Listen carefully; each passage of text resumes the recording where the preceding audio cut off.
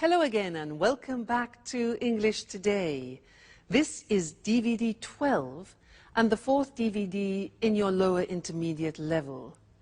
And in this DVD, we'll begin with another 2 episodes of our story, That's Life, followed by our special TV programs, which include 2 interesting discussions, one about the City of London and the other about migration. Then, in the grammar section, we will be learning more about comparative forms, and we'll be studying that very important tense, the present perfect, about how and when to use it. So, have fun.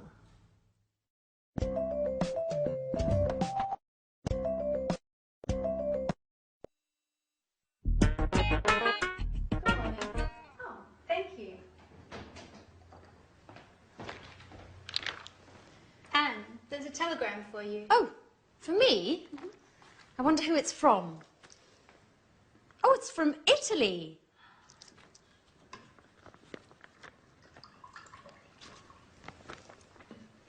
Come on, Anne. Tell me who it is from. You know I'm dying of curiosity. It's from my sister, Kimberly. She says she's coming to visit me. And, well, she's arriving on Thursday. Today's Thursday. Oh, my God. It is. What? Oh, what? Now I have to tidy up and do the shopping, and the house needs a good cleaning as well. Oh. Slow down and calm down, Anne. We've got time. So, who is older, you or your sister? I am. And are you similar or different? Well, we're quite different. She's shorter than I am, and she's got blue eyes. Hey, what are you talking about? About Anne's sister, Kimberly. She's arriving this afternoon. Great, I can't wait to meet her. Is she as cute as you, Anne? Well, stop being silly, Jack. You're the biggest joker I know. I have to get going now. Remember, don't leave the house in a mess. Is that all she thinks about when someone is coming? Cleaning, vacuuming, tidying up and dusting? Do you think Kimberly is worse than Anne? If so, we're going to have a lot of work to do. That's right. 2 sisters means twice the work.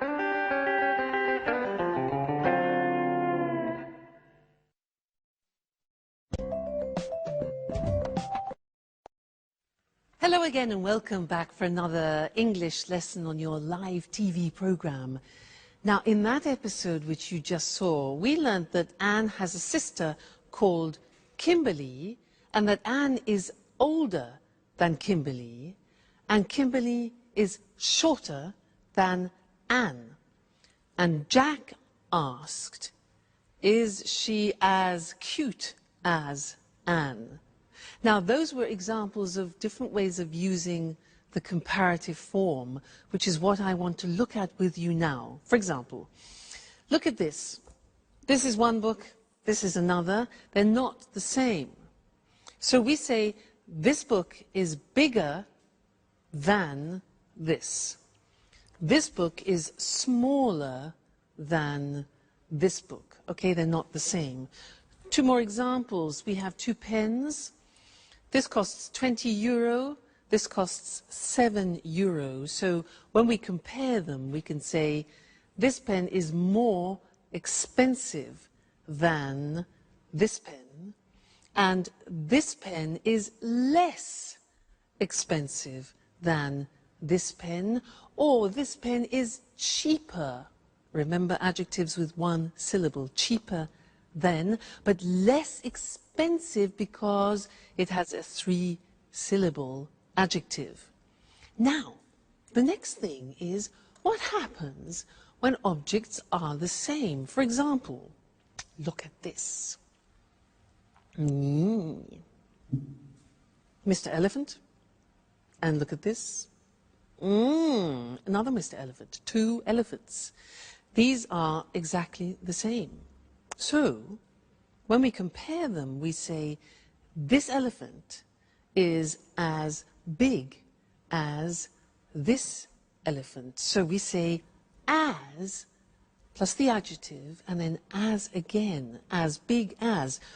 This elephant is as heavy as this elephant. So when two things are being compared and they're the same, we use as.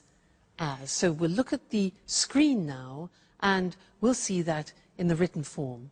Okay, so we said at the beginning, when something is bigger, larger, we say more than. So London, for example, is more expensive than Paris.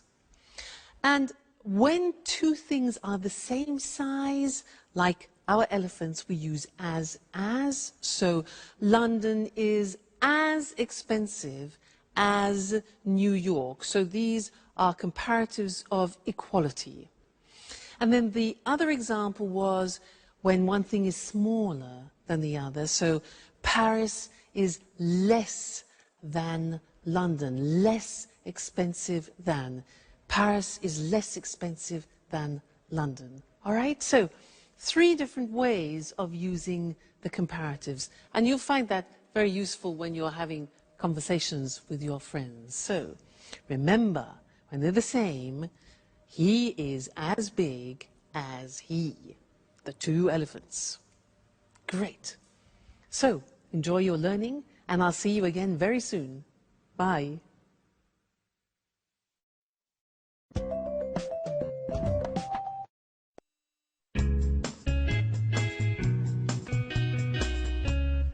Hi, Anne. So, you must be Kimberly. It's a pleasure. I'm Jack. Hello, Jack.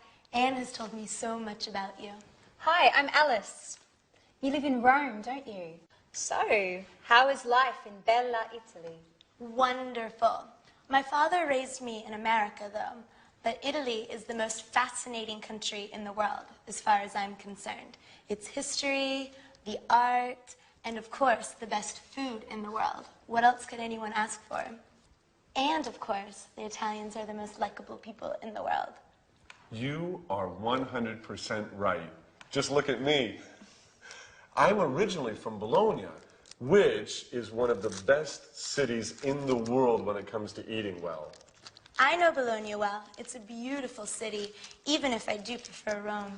Rome is much bigger and more exciting. So how does London compare? London isn't that bad. Apart from the weather, it certainly is much colder than in Italy. And the British are, well, how should I say this? They're less clever than the Italians. Watch yourself, Jack. Watch what you're saying. Yes. You know, Kimberly and I are both British. Well, I'm more British than she is. You're right. Well, I was talking about British men, of course. Kimberly, this is Peter and Sharon. They live in the apartment next door. It's a pleasure to meet you. So, Kimberly, Anne told us that you're attending art school in Rome. You know, I wanted to study art when I was a little girl. But in the end, I decided to study archaeology instead. That's interesting. And Peter, what do you do? I'm an actor, and I do a little singing. I'm acting in a musical at the moment. What a great career. Yes, but it's certainly less stressful than Jack's line of work. He works a lot harder than Peter. But actually, he's the hardest working person in the house. And I'm the person that has the most fun. Speaking of fun, what shall we do this evening? I would love to go out. It's been so long since I last came to London. Well, why don't we go to the cinema? Come on, Anne, that's so boring. Why don't we do something more exciting? I don't know. We could go to the pub and get something to eat. And after that, why don't we go to a disco? Wow, what a surprise. You two are completely different.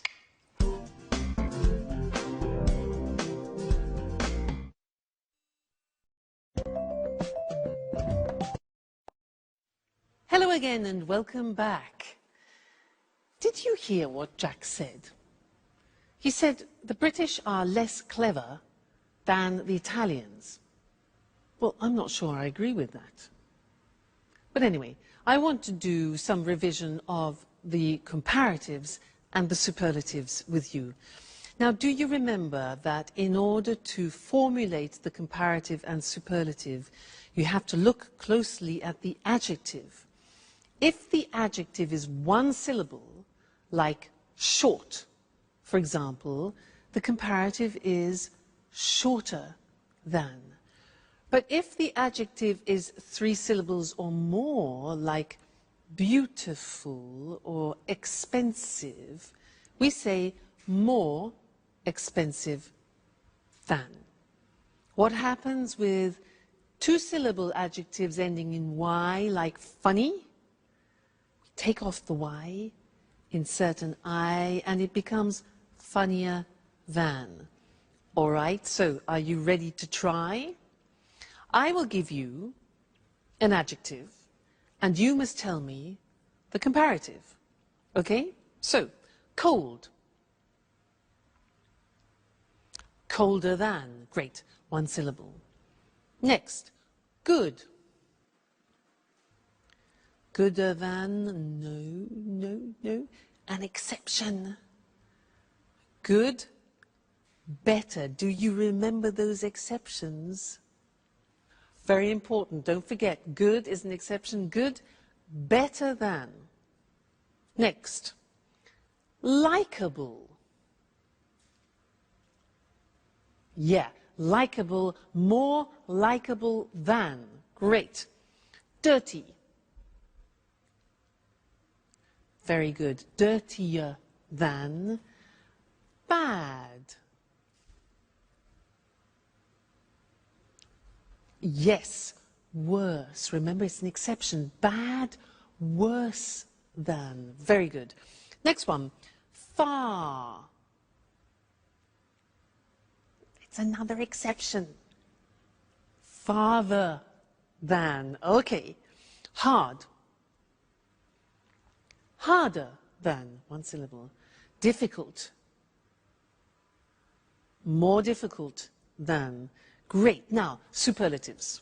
I'm going to give you an adjective and you give me the superlative. So, tasty. It's the tastiest. Okay, the tastiest. Remember, with the superlative, you put the in front of it. Next one. Beautiful. Three syllables. The. Yeah. The most beautiful. Great. Next one, good. The best. Wonderful. Yes, it's an exception. Great. The best. Next one, high. The highest. Great. Noisy. The noisiest. Bad. The worst. Very, very good. And one more, large. The largest. Fantastic. You see, it's just practice. The more you practice, the more you remember, the easier it is. Great. Well, congratulations, and I'll see you again for some more grammar in the next lesson. Bye.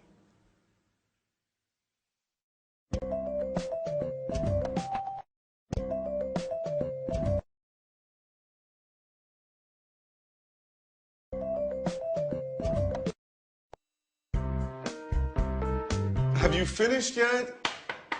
Alice! No, Jack, I haven't finished my shower. Could you ask Anne to come in here, please? She's just left.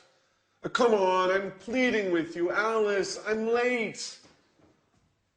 Okay, I've finished. Calm down. The bathroom's all yours. Oh, finally. You've been in there for over an hour.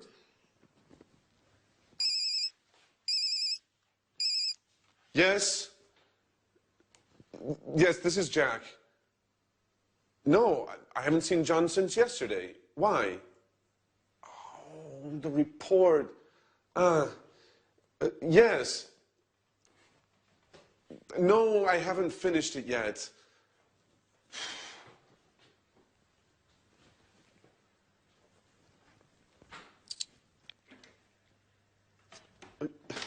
Yes, I know it's important.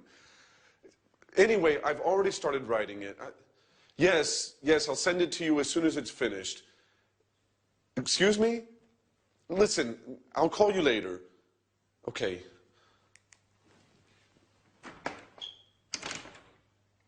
Alice, if you don't open this door, I'm going to knock it down.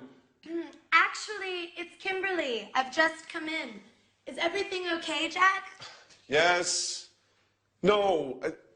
I've been waiting to use the bathroom for over an hour. I must get to the office. Okay, Jack. It's all yours. I'll use the bathroom later. Thanks, Kimberly. That's very kind of you. Sorry.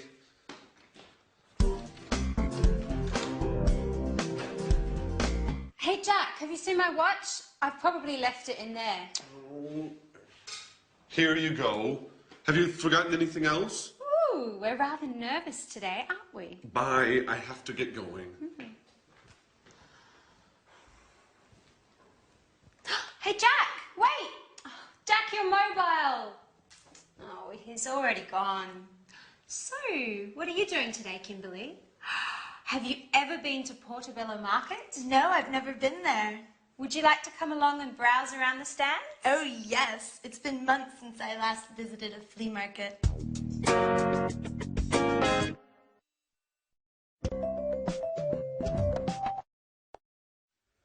Well, Jack is becoming more and more Italian, don't you think? Now, in that last episode, our friends were using a new tense which we haven't yet studied together, and I want to look at now. Let me give you some examples of what they said. Alice said, I haven't finished my shower. Jack said, she's just left. He also said, you've been in there for more than an hour. Alice asked, have you seen my watch? And then Alice also asked Kimberly, have you ever been to Portobello Market? And Kimberly said, no, I've never been there. Now, these are all examples of the present perfect tense, very important tense in English, which I want to look at with you now. At the moment, we want to look just at the construction of the present perfect. Now, as from the examples you heard, I was using the auxiliary have and has, followed by what we call the past participle. Now, let me just explain the past participle. Let's take some regular verbs. Live, the past tense of live is lived, and the past participle is also lived. So in the verb paradigm, it's live, lived, lived. And that's the same for all regular verbs, so that's easy. Watch, watched, watched. Start, started, started. So the third column is our past participle. Now things change in the irregular verbs. Let's look at an example. Go. The past tense of go is went, and the past participle is gone. Go, went, gone. You see it changes. Another example, begin, past tense began, and then begun, the past participle. Fly, flew, flown, past participle. Now here, like the past tense, you have to memorize them by heart. That's the only way. So in the verb paradigm, you need the third column in order to construct the present perfect tense. Let's look at some positive sentences. I've paid. Now, we contract I have into I've, as we always do in English. I've paid. Pay, paid, paid. You've forgotten. You have forgotten. Forget, forgot, forgotten. She's left. She has left. Be careful, because you see the abbreviation is she's. It's not the verb is, it's has. She's left. Leave, left, left, okay? He's arrived. It's finished, contraction always. We've won, win, won, won.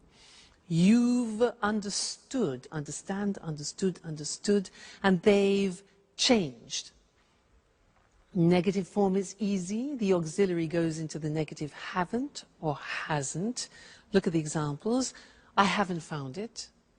And he hasn't seen it. See, saw, seen, past participle, okay? Question form, you invert the auxiliary, the subject, as always. So, have you eaten? Eat, ate, eaten. And has she moved? Okay, so these are the examples of how you formulate the present perfect. Now, in the next lesson, we're going to look at when we use the present perfect, which is a little bit more tricky. But now let's go back and see what's happening to our friends. Jack arrives home and he's very tired. Let's go and join them. Bye.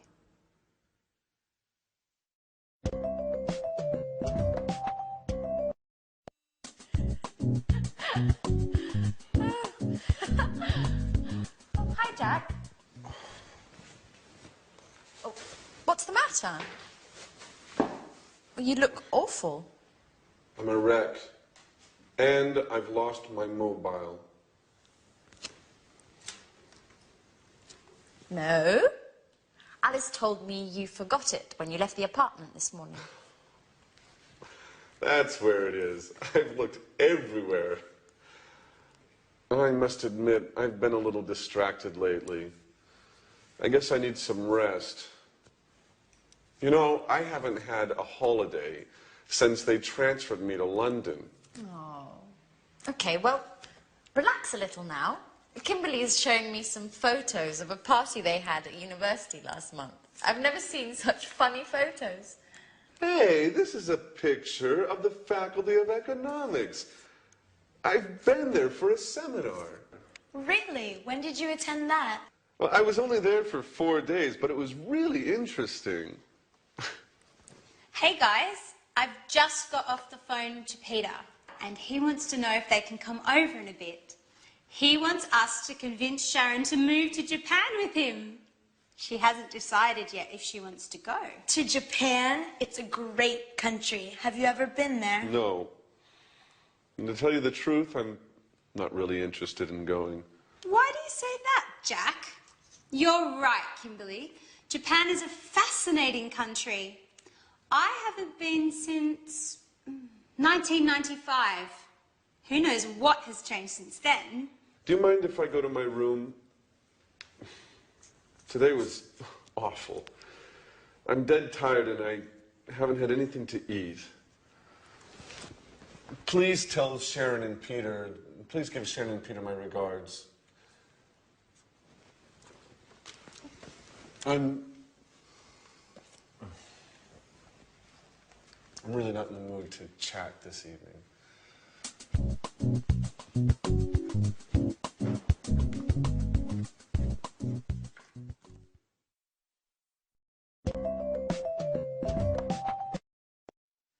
Jack, I haven't had anything to eat yet. That's just an excuse. But it's interesting for us because he used the present perfect with yet. I haven't had anything to eat yet. And in this lesson, I want to help you understand when we use the present perfect. Okay? Now, remember when we studied the past tense, I gave you an acronym, this, oil, way, on, in, last, when, ago, yesterday, because we use the simple past with definite time in the past. Well, I have another acronym for you to help you with the present perfect. And here it is. Genie. Now, these represent time words which are indefinite. They describe indefinite time. So can you guess what they are? J. J is just. I have just seen him means like 2 seconds ago, just now, recently. Just. This one here. England? used in questions, it's ever. Okay, so have you ever been to England? Ever means sometime in your life. All right, so ever. Next one, A. I've already seen it. Already means something that you have done. It's something that is finished in the past. I've already seen it. Okay?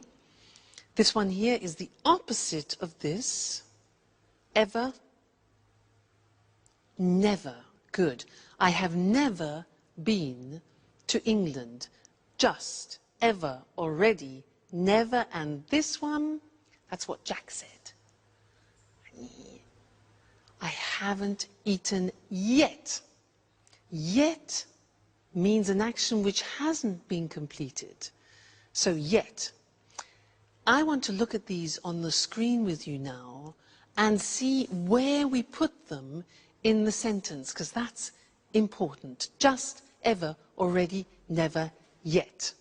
There they are. You see them written. Just, ever, already, never, yet. So, they are indefinite time words. Look at them in the sentence. I've just come. Do you notice where it is? It's before the past participle.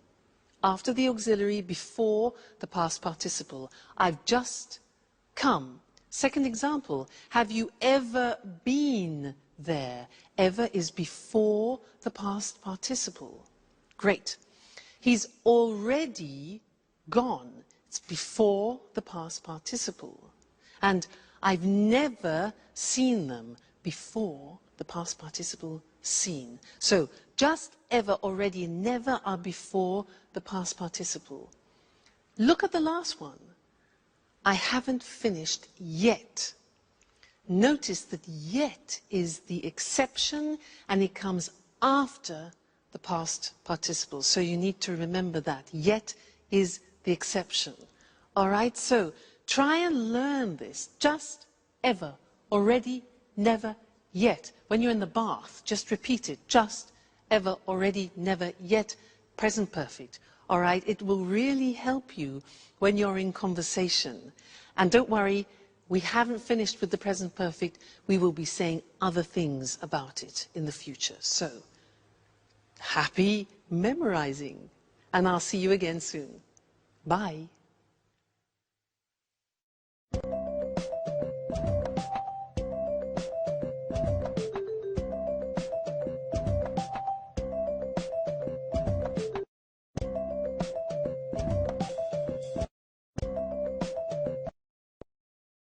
Hello, and welcome to this week's edition of Let's Talk, the discussion program with our commentators, Tom and Marie.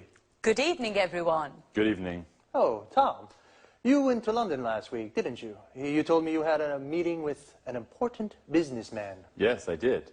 I interviewed the chief executive of a major UK financial group. He works in the city. So, you visited the heart of international high finance.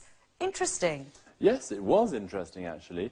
You know, the city is very small, but very important in the world of finance. I mean, did you know that the City of London, that's its full name, is just 1 square mile, or 2.6 kilometers, and that only 7,000 people live there? Really? So few people? Yes, only 7,000 people live there, but more than 320,000 people a day commute into the city to work there. Wow, 1/3 of a million commuters every day. Can we explain to our viewers just why this part of London is so important? Of course.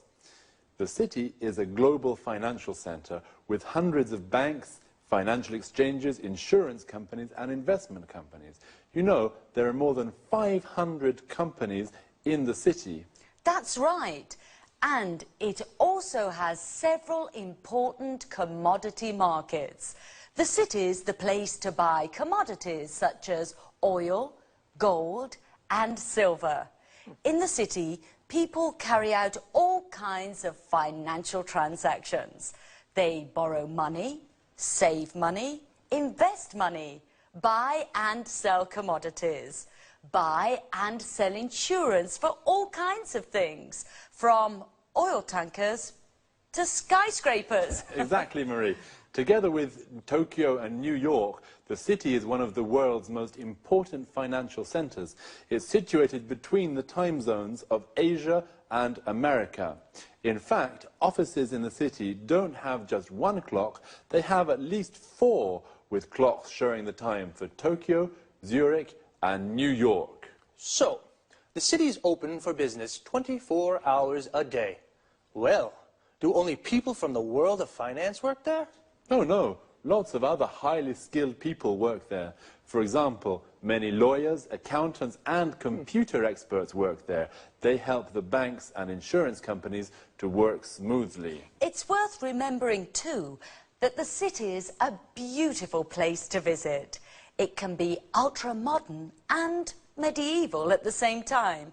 There are some beautiful old buildings, especially the churches, and some innovative new buildings such as the Lloyd's Insurance Building and the Swiss Re Building, or the Gherkin as it's now known. But remember, don't visit the city at weekends. There's nobody there, and most of the shops and pubs are closed. Ah, thank you for that tip. Well, the city is the financial heart of the UK, and perhaps of Europe. But it is also an interesting place to visit with many interesting buildings. Thanks to our commentators. Goodbye. Goodbye. Goodbye, everyone, and see you again soon for our next interesting appointment with Let's Talk.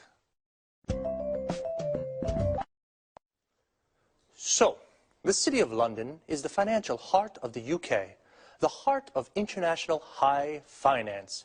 We say a thing or a place is the heart of something, we mean it is the center. Well, the City of London is very important. 320,000 people commute every day to work there. To commute means to travel regularly from work to home to work. Usually, the distance is quite far. A person who does this is called a commuter. The city is important because it's full of financial institutions. For example, insurance companies. These are companies that insure people or property. This means they guarantee against loss or damage. Now, most people have car insurance. You pay your car insurance every year, and if you have an accident, your insurance company pays for the damages. Hopefully. Going back to the city, there are investment companies, companies that buy shares of other companies to make a profit. And there are several commodity markets. Several is more than 2, but not many.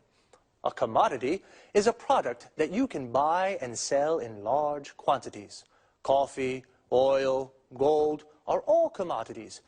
The place where you buy and sell commodities is called a commodity market. And of course, there are lots of banks in the city. A bank is an institution that carries out financial transactions. To carry out means to do. Financial transactions are the things you do with money. Some examples are, you can borrow money. To borrow means to take and then to give back later. You can save money. To save means to keep secure. The bank keeps the money for you. You can invest money. To invest means to buy something or put your money into a company to have a financial return. People invest money to make more money. See you again soon.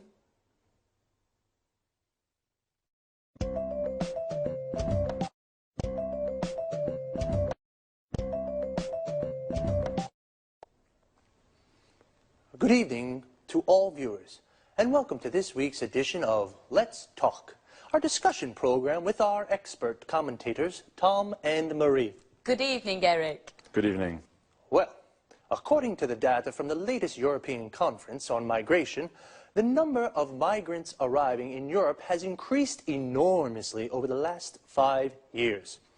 EU politicians are divided on this issue. Some of them believe that migration is a bad thing and causes lots of problems. On the other hand, other politicians maintain that migrants contribute to the developing of the economy.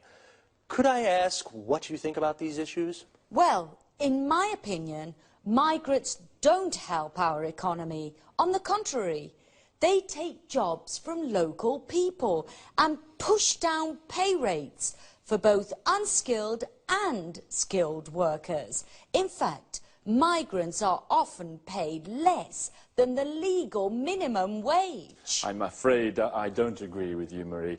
Many employers use immigration to plug labour shortages, for example, in agriculture. Farmers employ thousands of Eastern European workers to pick their crops, as they can't find local workers to do the work. Oh, that's true. In addition, there are low birth rates in most European countries, particularly in Spain and Italy.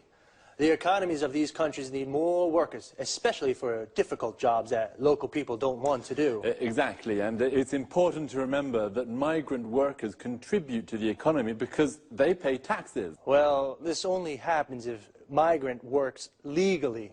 Unfortunately, many migrants come into Europe illegally. You're right, Eric. They come in illegally and they often form an underclass that doesn't have access to healthcare and education. That's why they sometimes get involved in criminal activities. I think some immigration is okay, especially if the immigrants are asylum seekers or refugees who can't return to their home countries. Apart from this, I think European governments should put a stop to immigration. How do you suggest they do this? Well, the EU should do more to help develop the economies of North and West Africa. This would help economic migrants, migrants who come to Europe to work, to stay at home, find a job and develop their local economies. Come on, Marie. Today the world is a global village. People have always moved around the world. Don't forget, for example, the millions of Europeans who migrated to North America at the beginning of the last century. They experienced the same problems that the Africans are experiencing today. That's right, Tom. Migration is as old as the human race. People have always moved to where it is possible to make a living. Maybe we should get used to the ideas that our society is becoming more and more multiracial. Okay, this discussion has been very interesting, but unfortunately it is time to say goodbye to Tom and Marie. Goodbye, Eric. Goodbye. Goodbye. Goodbye, and see you again soon for our next installment of Let's Talk.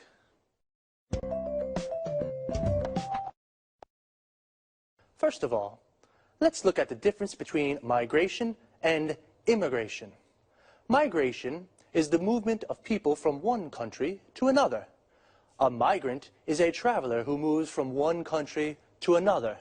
There are two kinds of migrants: economic migrants, who come from poor countries and look for work in Europe, and asylum seekers and refugees, people who must leave their home country because their lives are in danger there.